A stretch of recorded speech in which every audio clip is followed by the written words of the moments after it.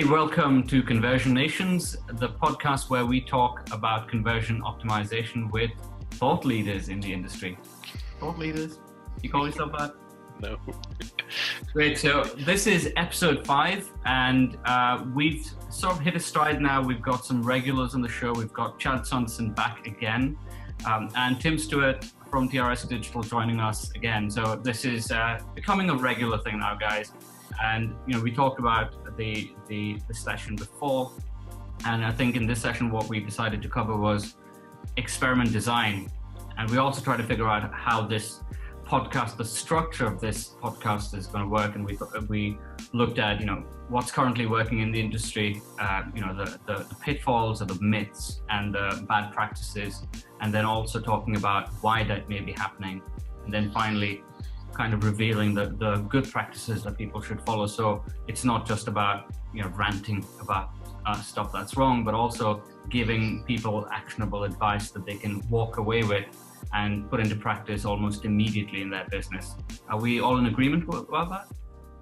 Yeah. Sounds like a plan. Great. So let's start with experiment design. How would you define that, like, right now? Tim, do you want to go for that? What we're doing here with any of this is just trying to understand what we can change to change the patterns of behavior, the results that we're getting from those patterns of behavior. Fundamentally, as a business, we see numbers we don't like and we want to look to change them. So conversion optimization as a whole suite of things you have to take into account of is many things. It's investigating, it's working out why, it's thinking through the factors that might be doing that, it's looking at your proposition, the wider piece. When we talk about experiments, we tend to be thinking about sort of A/B tests, because that tends to be the what people use almost as a pseudonym for conversion optimization. But I think part of the reason I started off by mentioning the wider picture than just testing is because your experiment design starts further out than just what variants can I change. What pictures can I do? What can I wireframe up?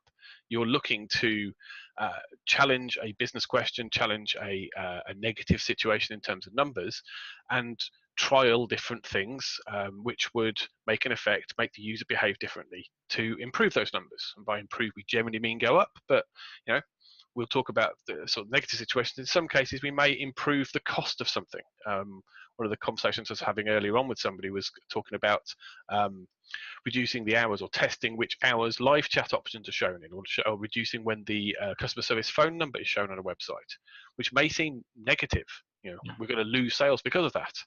But if it increases your cost of sale for something like a live chat, then testing how much you can get away with not having live chat, and therefore having fewer high cost of sales, might actually be something you're trading off. It might be the business problem you're trying to solve. So if we talk about experiment design, I'd go back to the point of what business problem you're trying to solve. So before you even start thinking about what you can change, what the variants would look like, what metrics are, start at the very basis of what we're trying to solve. Can this be broken into component parts? Do we have a part of the website, single or multiple, which would affect that outcome? And then you can start going into, well, within those pages, within those touch points where the user is going to do, what are the things that are going to influence a change in behavior? Then you go from, well, if those things are going to influence a change in behavior, how would we measure that behavior? Because there's certain stuff you can measure and certain stuff you can't measure. So I clicked on something, fine. I felt happier about your brand, little trickier to do. Fluffy, yeah. It's fluffy, but sometimes that is the experiment that people try to design. So we didn't get a clear result on this test. What was the test? Do people like us more? That's too ethereal to measure with web metrics. So you have to look for a proxy, and you have to decide on the proxy. And you may find that designing a test and picking a metric that you feel represents a change in fluffy behavior may give you no clear results, not because it's a bad test or bad variant idea, but because the metric you chose as the proxy for what you're trying to provoke is completely irrelevant. It doesn't actually show what you think it's going to show. So experiment design will come into kind of more the nitty-gritty of actually doing an A/B test, I guess, later on. But for me, it starts out with why you're doing the experiment in the first place. What numbers do you need to shift, and what things that users do within your site shift those numbers? because that's the kind of the platform from which you're going to build. If you don't have an understanding of that, if you haven't got your test tubes and your bench set out correctly to do that experiment, it doesn't matter what you mix inside those test tubes, you're not going to get the full result. One of the things I've seen in people talking about setting up experiments is they're almost always setting it up with the aim of that experiment winning, rather than the aim of like trying to learn from that experiment, right? I think that's the wrong approach in that way, because essentially it's there was a saying somewhere, I can't remember who said that, but if you set up an experiment, if you've set up an experiment with the end in mind, and you know the end in mind, it's not an experiment. I can't remember who said that. I'll probably find that later and put it in the show notes. But Chad, what's your take on that? No, yeah, I think that's a pretty good summary of the issue. So and we've kind of mentioned this before, but experiments are not exclusive to optimization, and they're certainly not exclusive to marketing in general. They're used to determine everything: policy decisions, economic decisions, all sort of like technological and AI decisions. Yeah. And the first thing that a scientist or a researcher has to do is think of an interesting question that, if they get a particular answer to it, will actually result in an interesting outcome. And you can't just be designing random studies in a university because they cost money. You have to get an investment, you have to maybe get an endowment, it takes time, you have to pay people to do it. So the way that a real scientist structures a test has to be like, if there is a result here, and we think that there's going to be a result, it's going to be important. People are going to care about it. We're going to get published in studies or any of these things. And I think that optimizers need to take a similar approach to designing tests. If there is a result, is it going to be something that impacts the business in some way? If I think exactly like you said, there are some people who build these tests out and they think like, okay, well, I'm going to get a lot more clicks on something, or I'm going to get a lot more people to visit this page or whatever. And the question that you have to ask is, well, what does that do? What is the relevance of that for the business? Are you just sort of moving a needle back and forth, or are you affecting a particular outcome? So I work in e-commerce mainly, and I think you guys do too. So for me personally, my fundamental goal is always revenue. It's always making money. Everything kind of ties back into that. And depending on the industry you're in, that's going to change. But I think there needs to be something that grounds us experiment-wise. Let's backtrack a bit, though. So you mentioned about setting up experiments where, as you said, Tim, that these experiments are not well defined. Do you think the main problem there is the fact that if we take a step back from the experiment, that they haven't even set the hypothesis correct out there, and they haven't even defined the end game of that experiment in their hypothesis, right? So is there some issue there? I've seen these shortcuts being taken. Yeah, I think that comes back down to the fundamentals, and then without wanting to get too old man ranty about it, it's.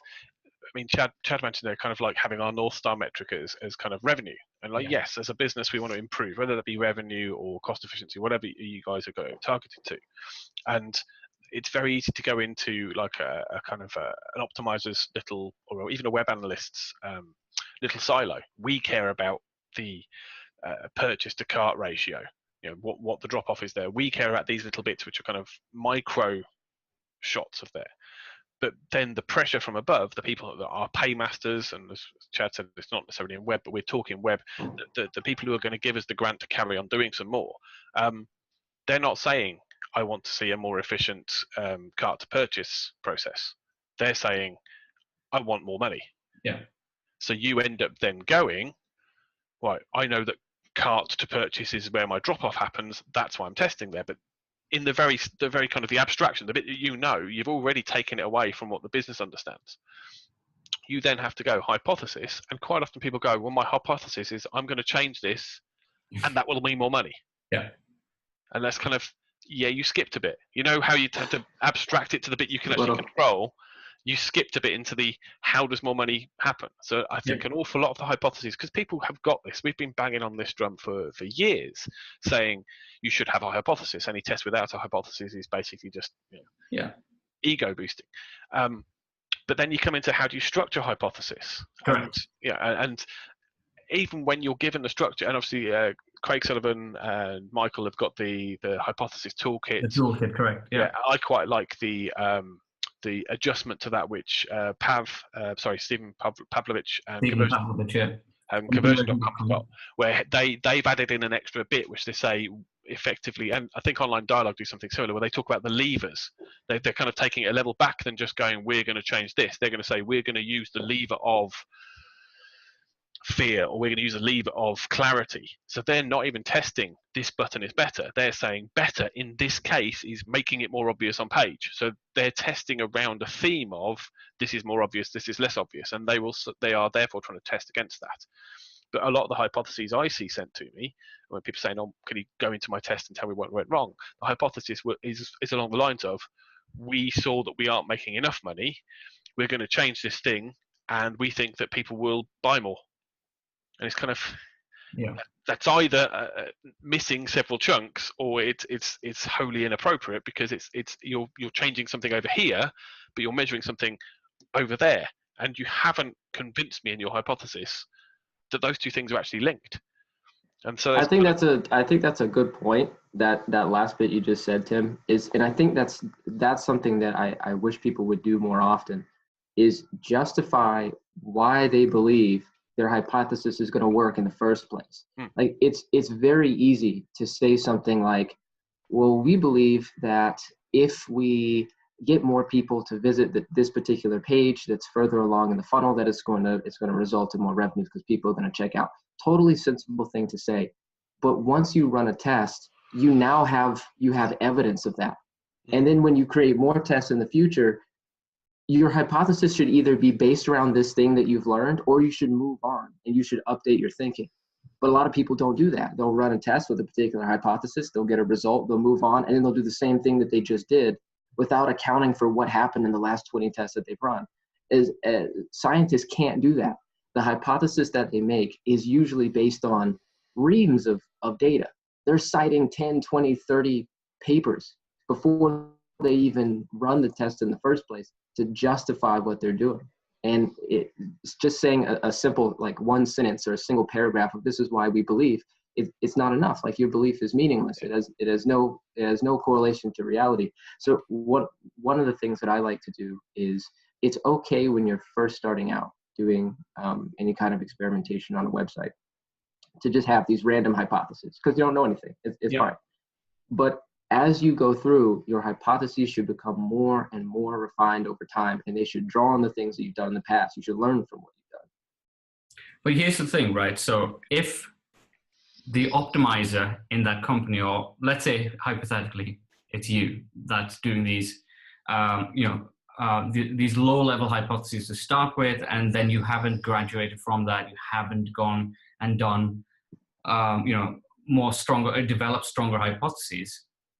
There isn't a check, there aren't any checks and balances in place in that company to ask for that, because there is no knowledge about CRO, there's no knowledge about experimentation. So that person just continues on from that point and just continues with those bad habits. So that's, excuse me a second, I'm just going to close the door because I opened it because it was boiling in here. It's now really cold.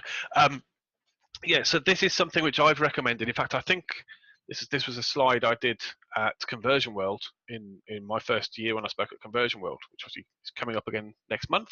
If you haven't what you Chad speaking in that one. Yeah, you're Chad speaking Conversion World, aren't you? And I think I did this at Measurefest when I was on stage there. So I kind of, again, learnt from experience. This was during my time at Maximizer. But one of the things we did was we did something called a pre-mortem and a post-mortem on our tests. So when we were going into build, we'd done all our planning, we'd scoped it, we'd done the specification, we'd have a little sense check to go, okay, in 3 weeks' time, we've got no result and everybody's screaming saying, why didn't we get uplift? What went wrong on this test? What holes have we left? What potentially could we have missed? And from previous experience, we'd go through going, oh yeah, do you remember that other test where we tracked one metric, but actually what we saw was we didn't increase that by much, but we massively decreased the other one, which was positive to sales, but it wasn't the effect we expected. Right, are we tracking that second metric? Can we on this test with this client? The other thing we'd do is a post-mortem. So after every single test, we wouldn't just go, did we win, yes or no? Because win talk about that later on, but win is not kind of necessarily going to be the only piece. It's going to be, did we do what we thought? Because ultimately, the way we frame a null hypothesis is if we meet these criteria, null hypothesis is disproven. Therefore, if null, no change is not the case, then alternative must be the case. And did we meet those criteria? And if we didn't, why? Is that because we set the criteria wrong? So were our hypotheses or are the parts that we changed or the things we measured incorrect for what we were trying for? Or was there just genuinely no effect? And if you aren't doing a post-mortem to actually drill into what you learned from that test, what you learned about what you can test better next time, then you're missing out. So yeah, in a company where you are the only CRO, where you're learning to yourself, then the best thing you can do is after each test is literally take yourself to task for it. And it gets easier if you've got a team with you because you can do peer review on the way in. I'm going to put this test out. You show it to somebody who's not working on this client saying, do you understand what I'm aiming for here? What do you think the result would be?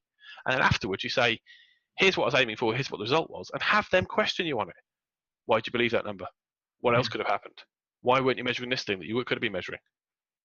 And that will make you think, shit, I didn't think about that. That's an area I could have improved for next time.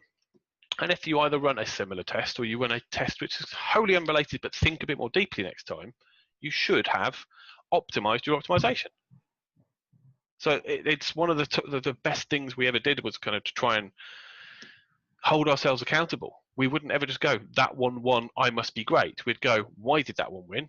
Why was this test better than the last one we ran that was similar? And if we could put our finger on the thing we did differently, we could do it more repeatedly. So we ended up having more repeated success more regularly. We'd go in knowing there'd be a clear answer. I'm not going to say win because clear answer for me is a win. Uplift on revenue is a win for a lot of people. And I think that disagreement is partly why we see so many tests are not significant. It's kind of, well, to what end? Yeah. Did you answer your question, yes or no? If you did, answer it positively or negatively, clearly outside of the realms of what was just normal behavior, that test's a win. It may not be the answer you wanted. If you wanted, I'm going to earn lots more money, the answer was, it's going to be harder than that, but you know it's going to be harder than that, you can now plan for that. That's a win. Rather than trying to repeat the same thing, well, we didn't get money that time, let's try another one, let's try another one, let's try another one. And that's Einstein's definition of insanity. It's just not changing what you're doing, but expecting different results.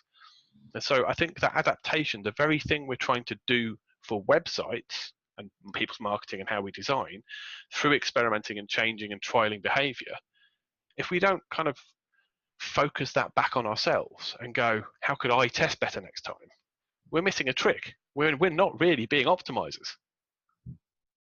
The peer review part that you brought up is actually quite interesting because I feel, if you're working in isolation, and also I think we had this brief discussion earlier, Tim, about, some optimizers will have this default stance of being, arrogant and, almost like know-it-all because they're doing optimization. They have all the answers, if anything. How do we get people being more open to feedback in that sense, in, that peer review of not just even the the post-mortem phase, but the the hypothesis phase, so that other people can challenge them and ask them questions? So I'm going to put this across to Chad in a minute because this one I think he's talked about this a little bit before. But the part of the problem is to be accepted in a business. If we're talking about the siloed, lonely CRO or CRO team who are struggling to explain the value they bring, is if they were to go to the board or their line manager or their section manager and go, this was a win because we didn't mess up as badly as we did last time. That doesn't play so well. Yeah. If they were to go to them and say, we have this, and this statistical learning, but fundamentally we can't trust this result to the levels that we've set for ourselves. We kind of touched on this last time. Then somebody going, look, was it a win or not? And this is where kind of the 5% error, the 95% sort of minimum standard and statistical significance come into things because it's become the accepted norm. So we've got some managers who go, did you hit 95% of that? Okay, I'll trust it. Yeah. They won't drill any further into it than that. So the onus is actually on the CRO team to know whether it's a trustworthy 95% or do you know what, we're probably right 90%, but it's worth another test. These factors is part of the politics of the business. Yeah. The perfect situation is you are fully honest, top to bottom, transparent, you explain, everybody gets that you won't win every time, but learning is the win. But we talked about fluffy design earlier on. That's seen as fluffy inside business. And Sure. Chad, I think, mentioned before, he likes to get stakeholders engaged and not to gamify it, but to understand, partly for his sake, what matters to them as a business. So what he's testing is relevant to them, because that will get engagement faster than anything. If you're moving the needle on stuff they care about for their targets, they will pay attention. Yeah, in the last Conversionations episode, if you haven't seen that, with Bart from Online Dialogue, and we're talking about like gamifying conversion optimization. The short-term wins, where it's more like extrinsic motivation. You're trying to get people, you're gamifying the experience, and yes, it'll get you short-term results, but ultimately it doesn't really get you, as what Chad, you can elaborate on this later, talking to stakeholders and getting them bought into the process as well. Chad, do you want to jump in here? Yeah, I kind of want to touch on something actually that maybe we haven't talked so much about before, but it goes to your initial point, Manuel, which was, how do we take the ego out of hypothesis creation and out of test design? Because I think that's a really important issue. I think that the first thing that CROs need to do is understand what experimentation and optimization really is. The whole point of it is that we don't know what's going to happen. Sure. That is the fundamental truth to this. If we did know what was going to happen, there would be no need for us at all. We could just implement things and they would work. So that's point number one, that we have no idea what's going to happen. Point number two is that we as like a business, we as optimizers usually have very little idea of what's going to happen. What we can do that very few people can't do in the sense of a business is maintaining a frame of aloofness where we realize our limitations as human beings. Like, we know that we have biases, and we know that the way to overcome those biases is to test. Right. So what I always advise people to do is say, when you're coming up with an idea, never assume that you have the best idea in the room. If you only have one version to choose from, which is what I usually don't recommend, but if you're doing a strict A/B test, you should be coming up with 10, 20, 30 alternatives before you pick one. You shouldn't just be going with, oh, I had this great idea, time to put it in place, because more than likely it's going to be wrong. Yeah, so you're testing to self-prove, aren't you? You're almost like, this is the winner. I just need to prove it and I can move on. It's kind of validation for your ego rather than testing to find out if you're wrong or not. Yeah, and sometimes in companies, like I've seen people trying to prove a point and just testing it because they think that it will give them a higher ranking over someone else because they've done it. They've got the experiment. I think some of that is human though, Chad, isn't it? It's like we all like that win. We all like to feel like I'm better than the next person for this. You were saying the other day how sometimes you want a word for kind of those tests where you're all convinced the winner's going to win and the loser's going to be massively bad, and it's the opposite. And those kind of just mentality shifting ones. And I chip back in saying I love those tests. They are that slap in the face I need sometimes to go, no, this is why we test. This is literally to remind you don't have all the answers, because it's really tempting after you've been testing for a while to go, do you know what, I'm usually right more often than not, and therefore heuristics is a lot faster. So when somebody goes, we don't want to test, what's your best guess? You go, well, normally this works, and sometimes it does. I've got a pretty good hit rate, but you need that slap in the face every now and then to go, we test because you only learnt that from repeated tests. And there are occasions where there's always that one where you go, this normally ends up being the answer, except that one time when. And it's that one time when that keeps you kind of honest. It's like you want those failures to remind you that it's not always do the same thing you always do. Bigger is always better. Redder is better than green. Those heuristic kind of tricks that kind of make things fast and easy and frankly easier to explain. You want to be tripped up on those every now and then, because otherwise you end up not being as open-minded as you want. You want reminding of your biases through the testing and reminding that you need to plan around those. Back on the subject is when you're planning your test, when you're looking through your 100 different versions, 10 different versions you're going to pick from, you've inherently biased the test by picking one. You were saying so we've both had this discussion before. It's kind of like, if you've got strict A/B for whatever reason, that's as traffic as you've got, that's all you can go with, then fine. But if you can have a blend that works on, we talked earlier on about the lever, the general idea what you're trying to do. If we're going bigger is better, then also structure your test to have big, bigger, biggest, because then you're testing to see how far down that size scale. And if you're testing that size is the lever, you ought to have smallest. Oh, no, we don't want to make the call to action smaller. We want more clicks.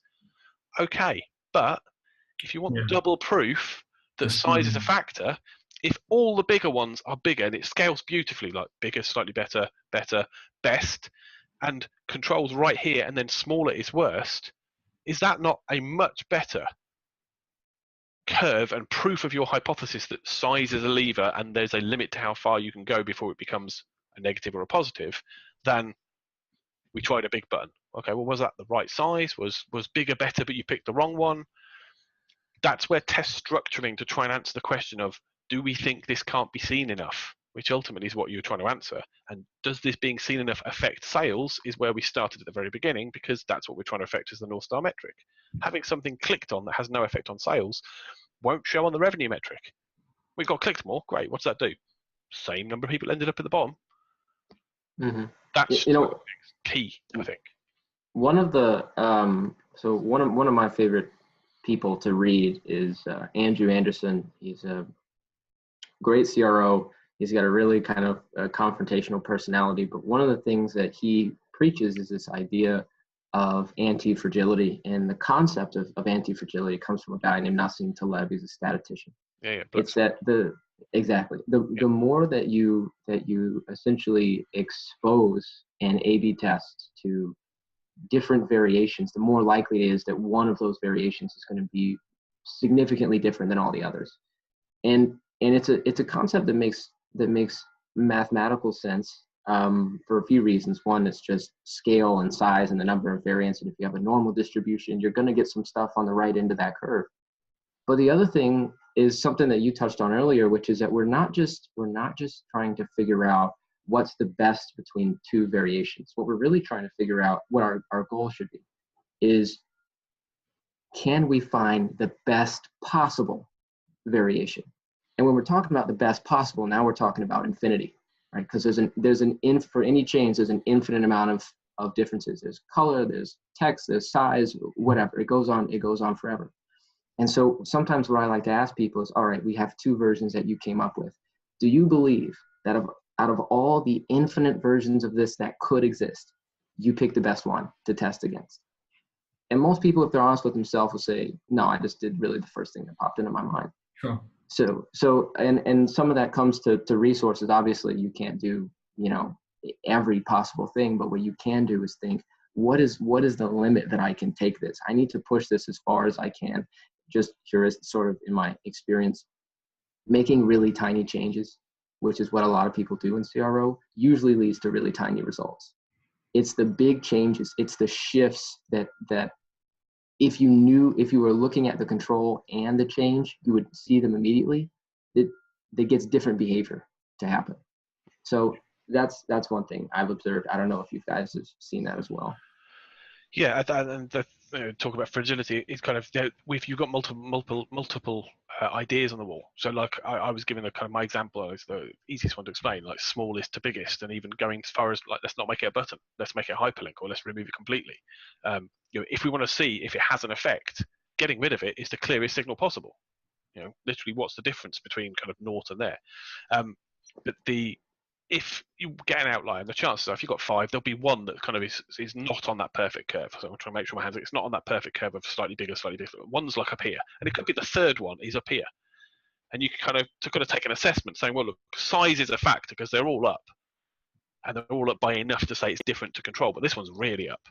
And then that's when you start to go, well, does that mean that that's the perfect spot? Like literally you can get too big and it starts dropping back off? Or was that an outlier? And that's where you can start to plan your next test. To go, size is a factor, but we only had 5 in this, and we're looking at size related to how we looked at the page originally. But maybe if we go into, we say size was a bigger factor on mobile, 50% of traffic was there, but after that, when we got to biggest, that was far too big on mobile. It was starting to wrap the button down, or it was a third of the screen because what worked on desktop didn't work on mobile. So we've actually ended up with a biased test, but it at least gives us something to go, there's a flag, there's a point where we've reached too far. So no, I mean, we won't get the optimal solution on the first test because there are lots of other factors as well as lots of other ways to achieve those factors. And the audience is subdivided in terms of the way they'll react to it. Some people will be a stronger or less strong reaction to the thing you've changed. What we're looking at is the average performance for the most part and how that fits against where we are with our average performance currently. So the structuring side of things, so trying to think about how we could break this down is more down to kind of what are we trying to shift? And if we're trying to shift something like prominence on the page, it's a fairly easy setup. But if we're trying to fix something like, as I said, anyone feel-good factor or banner on the homepage mentioned a special offer, we're going to measure revenue.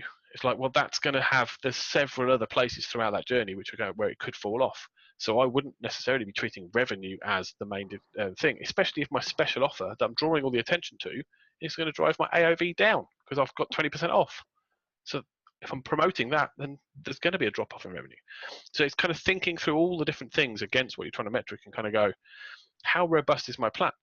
And it may be that you are limited. You can only do an A/B. So what you're trying to do with your A/B test, and with a big jump, as Chad's correctly said, we're not looking for a win. We're looking for a direction. We're trying to verify, does the thing we think we've planned out 4 tests, this one's the bigger one, this one's the even more prominent one, this one's the bright turquoise one, this one's the one with flashing arrows pointing at it. And if the first test to make it as extreme as we can doesn't move the needle, is our entire thread of investigation on the wrong track? Is making it more prominent, the lever we're trying to test with this set of tests, the wrong thing to be doing? Or is it the right thing to be doing, but what we're measuring is wrong? And if you planned your test correctly for the first test, you should be measuring the right metric. So the chances are you can actually save yourself 3 or 4 tests trying to explore this thing you're convinced makes a difference, because your biggest change, your big lump of, well, this one's not very prominent, let's make it the most extreme we can within the limits we've got within this test, with that time, brand, whatever. And if the most extreme one doesn't get a measurable effect, let's reconsider even testing this section. Let's look for a new lever. And this is that learning process and the structuring. And I try to, wherever I'm building a test and I've got the advantage of kind of multiple variants and tests, is I will have paired sets within the test. So I'll have like, here's the one on the right, here's the one that's bigger. So is it the right or the bigger that made a factor? Kind of a quasi-MPT within an A/B. But I'll also try and have something which is an idea that we want to test in the next set of tests. So my wild card, my most extreme, will quite often have bigger and on the right, but also block out. So we'll do a big white space change. We'll put that in its own sort of power block where we can see that. So we're really drawing attention to that side of the page, which I'd term an accelerator. And if that one performs better than even our most extreme on this test, the accelerator idea's got some legs. We'll do a test around how we accelerate. If that one is way worse than the extreme on the right and bigger, then I will look at going, that accelerator may be emphasized too much. You see this quite often with things like sale prices and with discounts. You can kind of shout about your discount, but you can actually get to the point where all you see is sale, and it just, people go word blind. Yeah. And I so think it was the Debenhams site that I remember doing that. Like you went to the website and it was literally sale, sale, sale, red blocks. Yeah, I used that on my presentation for one of the conferences last year, and that was exactly that. The entire front page was kind of sale. I think I'm going through it, kind of getting people to think through what they're trying to achieve. So look at this, they've obviously got sale on, and every single block on the homepage was a red sale banner. So all the category stuff, all the visual navigation was lost. It was just one big red lump. And then I went, and look at this on mobile, and it just went, I've got it animated on the PowerPoint, and it just goes. And then fine, I'll go on, chat a bit, say, haha, aren't they silly? And then a couple of stages later, I get to the product list page, and they've got a massive, great big red hero banner saying sale on. And my line literally on the PowerPoint presentation goes, oh, they should have said something. I hadn't realised. But they obviously, somebody had gone, we've got a sale on, make sure they know it. And by God, you knew it, but you couldn't actually do anything else. It made the site less usable. I don't care if you got 50% off. I can't find my categories anymore. Yeah. Like literally, there was no visual cue to say that is watches and that is furniture and that is jewelry. because it was a big red banner, white text, which for some people is hard to read anyway, tiny writing saying category.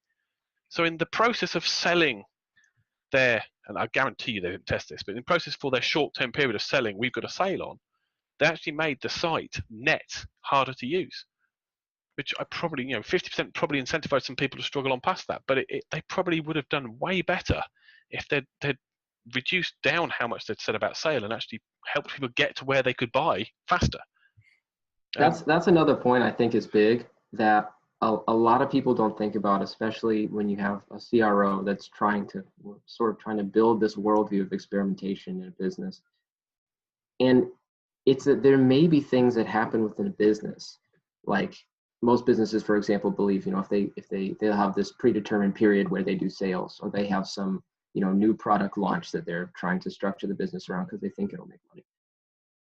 But there's usually nobody in those sections of the business who are doing true experimentation. There's what they usually do is you have some focus group, or maybe you launch it in like a set of control stores or something like that, and you see the revenue go up for a particular period of time.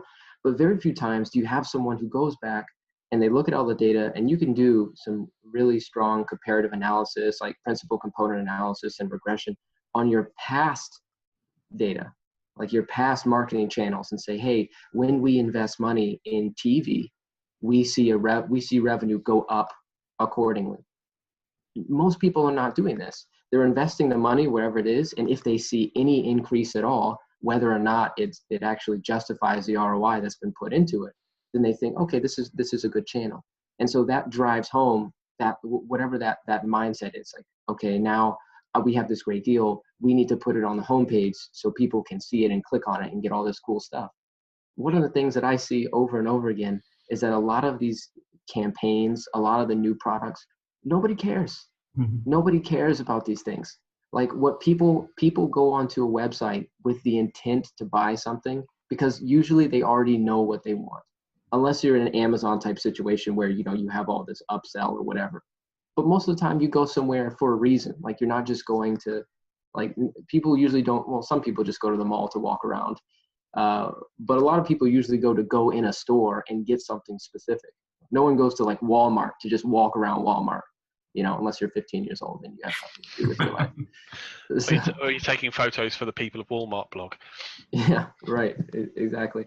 But for some reason, that's what people think about websites. They're like, oh yeah, people are just coming here. They don't really know what they want.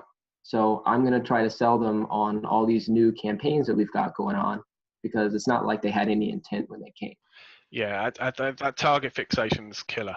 I think that hits people with their we've kind of talked about it earlier on. People are like, I've been given a target, I've got to increase revenue by 20%. So every test I do will be tracked to revenue, and whether it's related to revenue, whether it's can actually put more people in the funnel, whether it genuinely has. My hypothesis is I keep my job if I say it's about revenue. That seems to be the underlying hypothesis, and it's kind of, sadly, if you do this 3 or 4 times, you will lose your job because what you were doing didn't work. And if you aren't doing a post-mortem, if you aren't going, that didn't work, let's try something else, you're going, let's try it again but harder. That's not how the force works. It's not how the thing gets put together.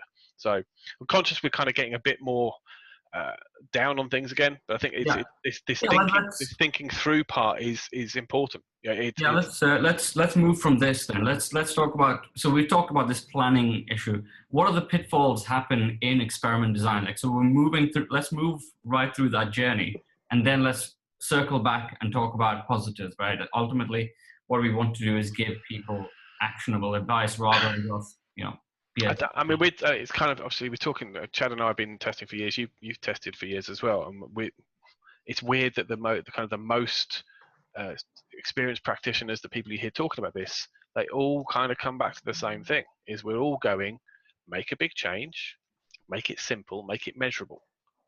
And people go, yeah, but I'm doing this test, I'm going to change homepage 1 for homepage 2, and everything's changed. So that is a big change, but how do you judge better?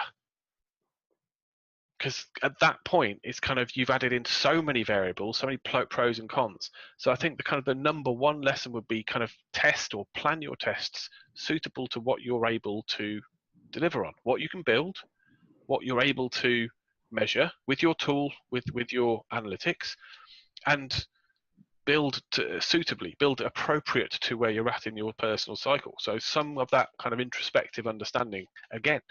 And then if you get better with that, if you've asked yourself a question, if you then learn, oh, I could do that better, then add another metric, then add another change within the test. Then think about how you could have tweaked your variant layout to include a pro and a minus to your hypothesis. If you're trying to disprove or prove your hypothesis, your test should have a counter hypothesis in there too. If bigger is better, I also want smaller.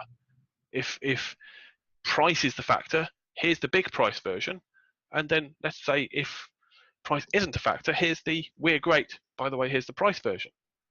The opposite to what you're trying to achieve with price is what we think drives people. Because if price loses, but we're great, don't worry about the price, does better, actually you can stop in your tracks. And so I think the steps towards getting better at this are taking it slower, if that makes sense. It's kind of doing a clear test, learning from that, doing a second clear test that is built on the knowledge that you've learnt before, then doing a third clear test that's built on the knowledge from the previous two, and then adjusting how fast you go and how complex you make these, suitable to the timescale you've got, suitable to the people you've got, suitable to your ability to report on that. So if you are in a position where you've got a team of quants, you've got BI, you've got the analytics coming left, right, and center, you've got all the tools and you've got a long history of priors and a good understanding, and you are asked a business question about what would this do to profitability on product line 3 during a 3-month period when we're pushing that and the competition isn't, then you can probably measure to 2 or 3 decimal places whether that's going to give you that little extra inkling more, that little touch more, that will give you a competitive advantage during that 3-month window to do so.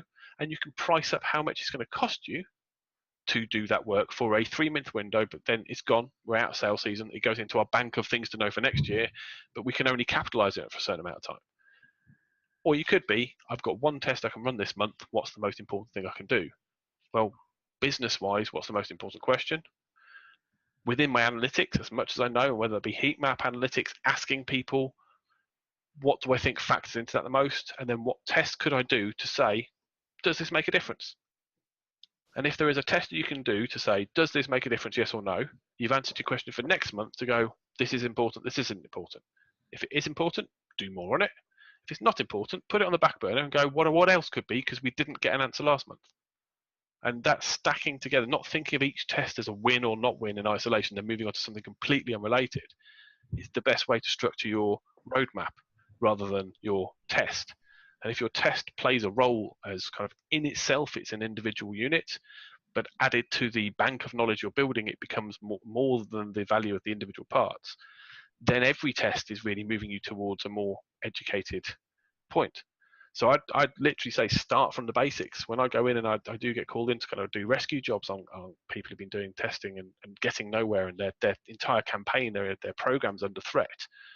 And I get parachuted in to go, we're not doing this right, what we're doing wrong. And more often than not, after I've gone through and tried to unpick all their super complicated tests and the things they stopped and things that had bugs, I make them go back to write out a roadmap of 5 to 12 tests that need to get done that match these business requirements. And I make them do one thing per test, one simple idea per test with maybe 2 or 3 variants. We set the time run. When that's done, we move on. And test 6, 7, 8, 9, 10, 10, 11, 12, whatever onwards, they're all dependent on whether we get results on 1 to 5. If test 1 is a complete failure, test 7 goes, because it's the follow-on to test 1. And starting to make people think about how these all join together to be a piece then takes the pressure off what each test itself has to do.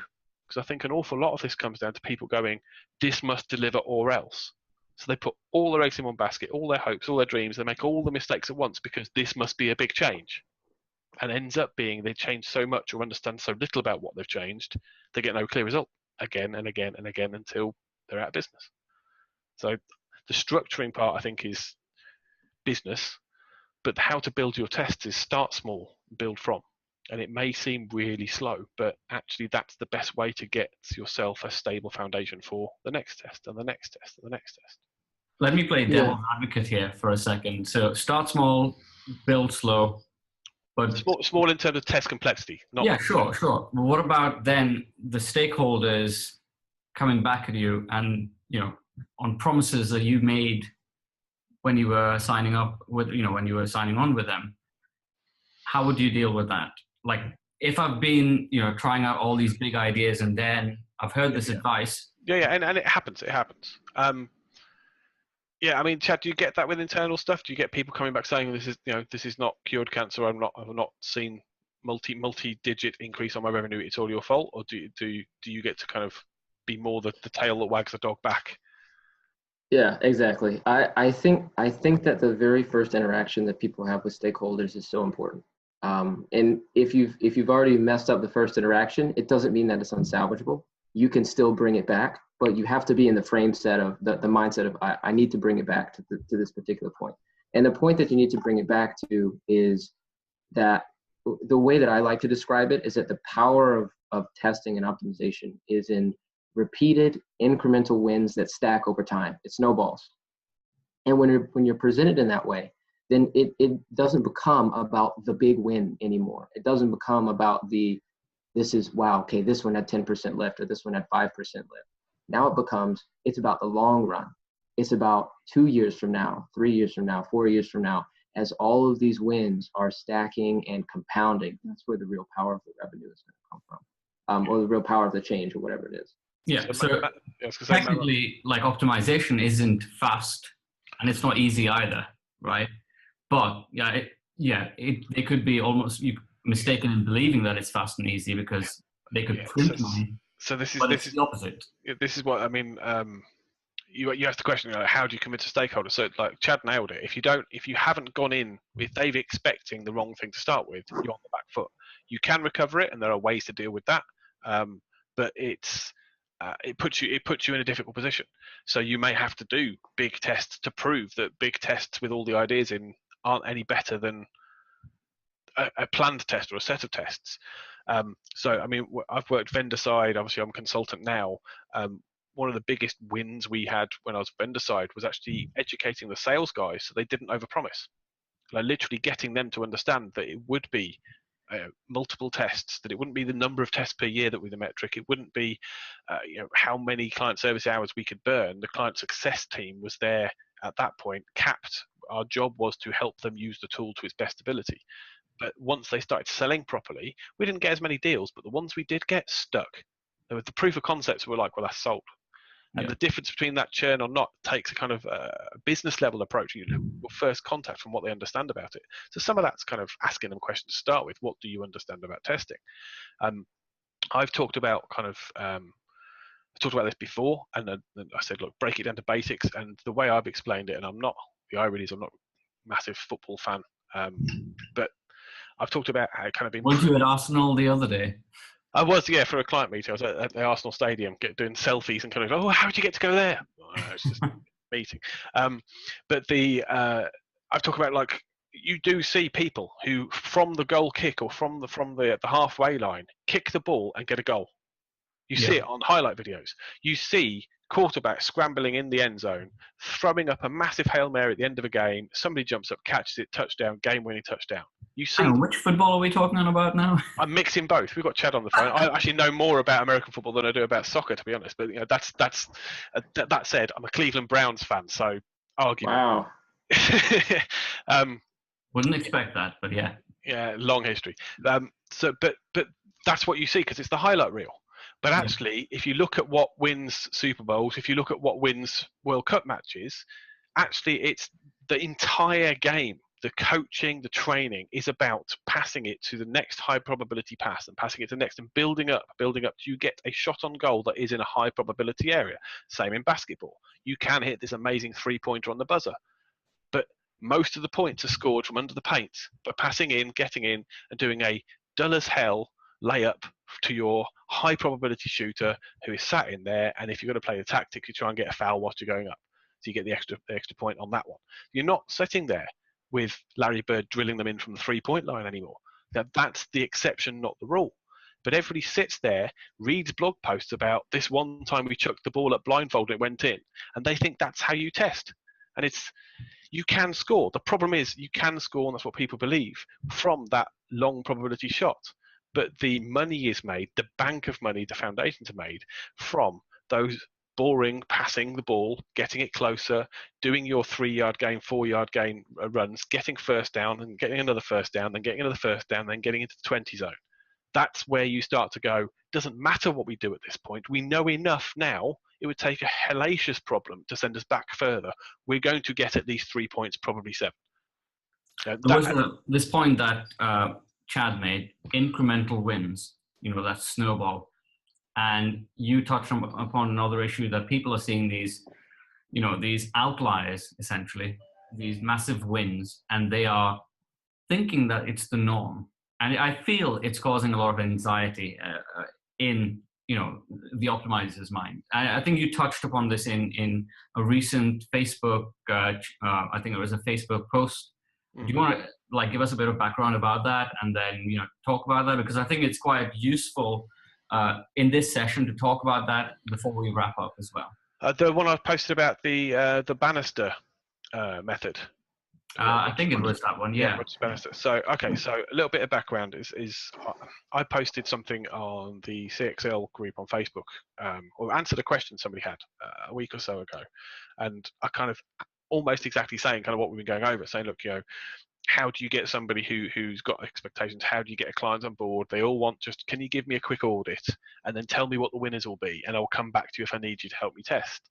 And I don't sell like that, because that's not how it works. It can, but it's a very, very low probability way to get wins. So I tend to sell it as phases. I'll go in and say there'll be phase 1, which is literally establishing what you've got, working out where you're at, looking at your current state of play, checking your metrics are right. Phase 2, quite often, is fixing those. The problem you've got is your analytics are screwed. We can't tell anything.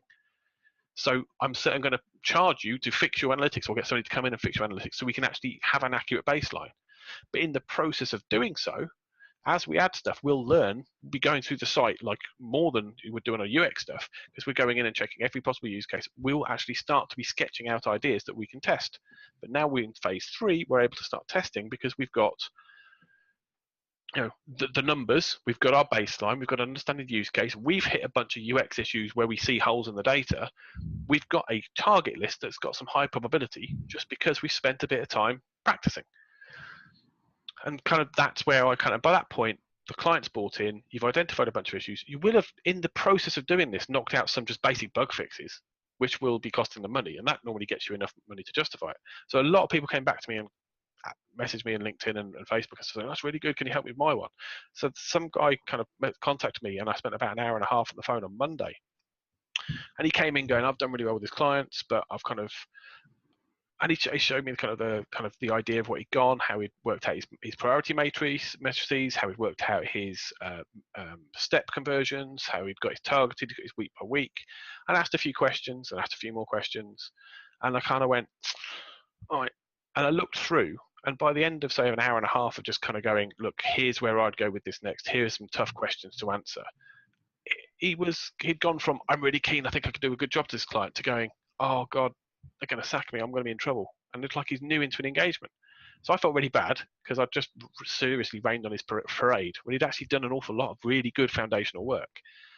So I posted back into the group saying, it's all very easy to look at what people who've been doing this for years and making these mistakes for years and think they've got it nailed, and it's so intimidating because I will never get that good. When actually the people you're talking to, and there's people I talk to where my stats are sufficient, which is damning with faint praise. They're okay, but I know I need to get better on some of that pieces. But there's people I escalate to and ask questions all the time, and I do spend times when I'm going, I should know this by now, and I've been doing this 12 years to 10 years, got dedicated. So I was trying to put a post up, go, bear in mind the people you're looking at their highlight reel. They're telling you the end results of mistakes they've made once, twice, 3, 4, 15 times before to learn the lesson they're now giving you. So don't think that you can't get to that stage, because they're showing you the results of making lots and lots of mistakes and learning from them. And actually, you've now got an advantage, because they're giving you some pointers on mistakes you could now avoid, or at least look for, which they never knew. They hit that brick wall not even knowing it was going to be there. And it was really a kind of encouragement post. And the thing that prompted it was a Seth Godin blog post, which said, the Bannister method, Roger Bannister, just passed, broke the 4-minute mile. But he didn't start out by going, I'm going to run it as fast as possible. He Yeah. started out by going, I'm going to run it 1 second faster than 4 minutes. And he worked out what the splits would need to be to run 4 miles, what split per mile would be to get in just 1 second under. And then he got pacemakers to work with him, to run with him to help him learn to run those splits. And then he ran the 4 minute mile. Yeah.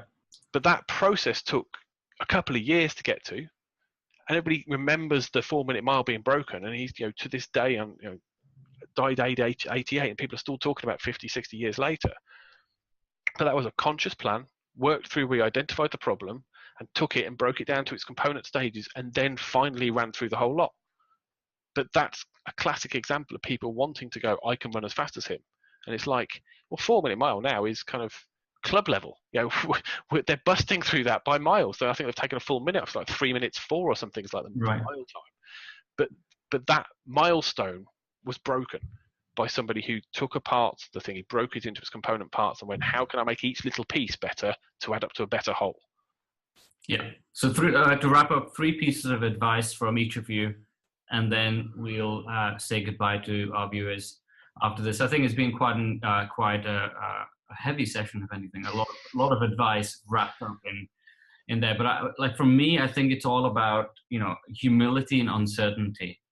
Being humble and knowing that you don't have all the answers, being able to approach people smarter than you, and being able to accept that knowledge over there, and also trying to stay away from the headline, what did you call them, the highlights reels, right? Because they tell a picture that isn't actually the truth.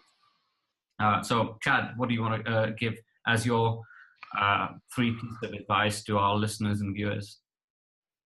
I would say, so the first one is something that you kind of already mentioned, which is that something that Tim already mentioned, which is that when you're looking at people who talk about conversion optimization online, people like us, people in these different groups, is not to boost our own ego, but we're in that really, like, the top 1%. We're the ones that are talking about this and really pushing it forward. So comparing yourself to some of these other people, these experts, is not good because they're at the top.